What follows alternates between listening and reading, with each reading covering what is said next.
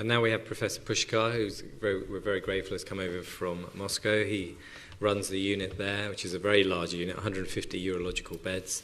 He's in theatre 4 days a week, and they have 8 theatres running, urological theatres running a day. He does a huge amount of teaching around the world and is a strong supporter of the EAU. And he's going to be talking to us about vaginal surgery. Thank you for coming. Thank you, Nikish. Mr. Chairman, Nikish, it's a real pleasure to be here, and I really appreciate this invitation. I must say that during this last 2 presentations, I didn't see any case of recurrent prolapse. So my presentation will be covering recurrent prolapse. This is my disclosure, nothing to say. Let's go back to real practice from fancy tools, from experts' opinion probably. So my goal is to bring you to the real practice for real patients. When I learned about this salvage therapy, I went to Wikipedia saying salvage therapy. Salvage therapy, and this is a patient which is about to die. So basically, four-colpoclasis is a rare procedure nowadays, vaginal procedure. And again, what is recurrence? Very difficult question for myself. If we think about site-specific surgery, this is one way. If we're thinking compartment, the whole compartment, so this is an entirely different way. So any guarantee for our patients. And of course, we need to move fast towards personalized treatment to those who had previous surgeries and recur. So from patient perspective, procedure perspective, expert opinion, probably not enough. Are we doing things correctly? Raise your hands, who's doing vaginal, let's say colporrhaphy of any kind? Pretty much everyone. Who's doing lap sacrocolpo? 1. Who's doing robotic sacrocolpo? No one. So my goal is to ask myself and you, are we doing things correctly, vaginally? Or may I improve my technique vaginally to provide my patients the best care? We're talking about old procedures, as Philip said today. Old procedures, well-established procedures, almost 100 years old procedures. We're talking about unacceptable recurrence rate, 25%, up to 40%. Even latest data, we're actually basically facing 20% recurrence. Same percentage as we have probably after laparoscopic sacrocolpopexy, if we're talking about recurrent cases, not prime cases. So the question is eager to ask, do vaginal approach remain the preferred route? Always been preferred route. May we improve this approach? What about hysterectomy? Does it facilitate 3D orientation? Do we have any 3D orientation? This is important for prolapse. All compartments are in a different angles, if you may. Why it's so difficult? And again, it's so difficult because we have so many good results terms. In one study, for example, we have 18 definitions of success. Unacceptable. This is function/anatomy, as previous speaker said, and I totally agree with that. So basically, 10 years after surgery for POP, the reoperation was significantly reduced, for example, if we concomitant apical suspension procedure performed during any procedure. So we think compartment-wise. We think to, let's say, to support an apex. So basically what we want to do, we want to be not here and here. That's the place we want to be. The question is, may we approach those landmarks, those anatomical structures vaginally? Finding ischial spine, it's right here, vaginally. Finding sacrospinous ligament, absolutely. Absolutely. So that's actually the place we want to be. We want to, let's say, approach this ephemeric white line. I've never seen this white line. It's ephemeric for me. But those sacrospinous ligaments, we may approach vaginally and fix the apex if it's necessary. So what about hysterectomy? I like this redistribution of forces. associated with primary operation. So basically, if you think 3D in a prime case, in an index patient, then basically probably you get better results. And again, in this particular case, when the patient had Burge, along with a subsequent recurrent case, that in this particular case, it's not necessary to perform hysterectomy. Doing site-specific surgery is enough to just remove the part of this elonged cervix. That would be enough for this particular patient. Those patients are different. The majority of prolapse procedure involving hysterectomies performed by general gynecologists do not include apical suspension. So that's the problem. Maybe we should learn how to do that and implement this technique. And again, very nice, elegant study saying that what's the first? What's the first? Bladder, uterus, posterior part, what's the first? That's a really interesting question because thinking when we apply one procedure for 3 compartments, like ROB or laparoscopy, we basically want to, let's say, restore them in one shot, which I really appreciate, which I do every week, doing robotic sacrocolpal.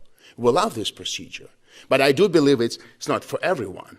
And again, do we have some sort of a disconnect between anatomy and symptoms? That's the case. That's the case. Thinking of a good results, especially for recurrent patients. We all know this study, 7-year study. This is a continuation of cure, I believe, and 7 years treatment failed in women with ureteropexy groups with no ureteropexy and ureteropexy, 27 and 22% respectively. But again, mesh erosion in this group, this is 10%. So basically, it's the same percentage that we have in a vaginal surgery, including if we're doing mesh, which we do rare nowadays.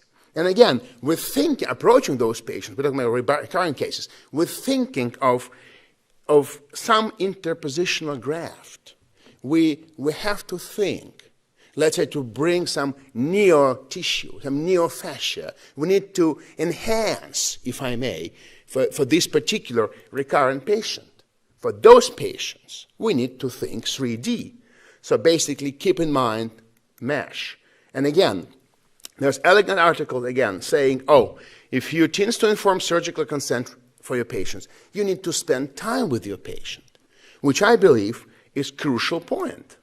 And again, goals for the surgery, possible benefits. Mesh is chosen because your doctor believes, again, personal opinion, doesn't work nowadays, that this is evident that shows mesh is relatively safe, and the aim of the procedure is to make the results last longer. And again, we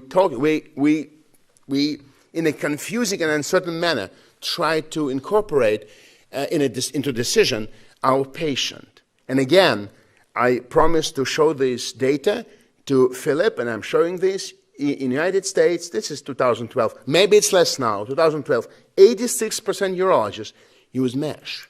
But what's dangerous and what's something we should talk about, this is the training they have, self-instructed 30%, company course, and company hands-on course up to almost 50%. So that's dangerous thing. So that's why I do believe that we need to have in our armamentarium all procedures, lap, robotic, open, and vaginal. That's my goal. So I title my presentation On a Way to Consensus. It's nothing like I'm here to advocate vaginal approach. And again, trends in UK, last week, Ayuga from France, what's trending in UK? Number of mesh, little decrease. And I totally agree with Alfred when we discussed this pre session. It's decreased today, it may be increased tomorrow. You never know. And again, surgeons who wish to use mesh should be appropriately trained. And I do believe that it's actually our responsibility to train them appropriately. And I do believe that's a crucial point to the success. I don't want to go through this paper just saying that we have, this is actually a paper published in New England Journal of Medicine several years ago, a nice paper saying that in the mesh repair group, we have only 3% of erosion. Our study, published in International Gynecology 2013, said that we have multi analysis, the younger age, less prominent prolapse, vaginal hysterectomy was a risk factor for complications. So basically what we have to do, we have to properly consult our patients first, and we need to properly, let's say, evaluate our patient with specific emphasis in the different compartments. So again, the main complication in this series was erosion, which I call benign erosion. And again, I agree with those who discussed this yesterday. It's very easy to treat. The only thing that we need to blind part of the surgery is developing hematomas and maybe some pain. And again, you don't want these rare complications. Could be after any procedure. They're rare cases. And again, what about posterior compartments vaginally? Easy to approach. The question is, do we need to approach posterior compartment? The answer is we don't know.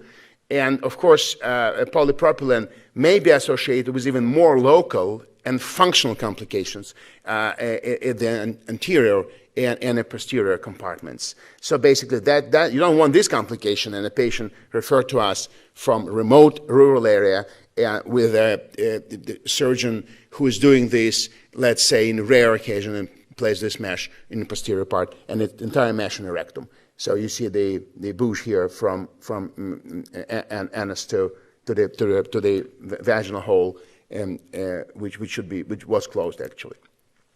So again, very nice article saying what our patients think. The patient think that I may go. This is 2014. It's interesting. Most responders, 76%, indicated that they would maybe consider TVM surgery. Interesting. So what we have to do, we have to consider this and involve our patient into the discussion. So it's nothing like we may just say, look, you know, the mesh, vaginal mesh is not for you. It's, let's say, probably a little bit preliminary to say that. Maybe we need to have more data, I believe. And again, on the way to consensus, vaginal approach here to stay, absolutely, along with previously described lab and robotic, and open, of course. We should understand that POP is systemic illness, and we need to, let's say, identify recurrence properly well. I believe it's a very important thing. And again, need to be trained to use both vaginal, agree, lab, and robotic, or robotic if possible. And of course, PECS and expectation management is very, very important. And I do believe that this is personalized and tailored surgery, and we need to learn how to do and properly serve our patients. Thank you very much.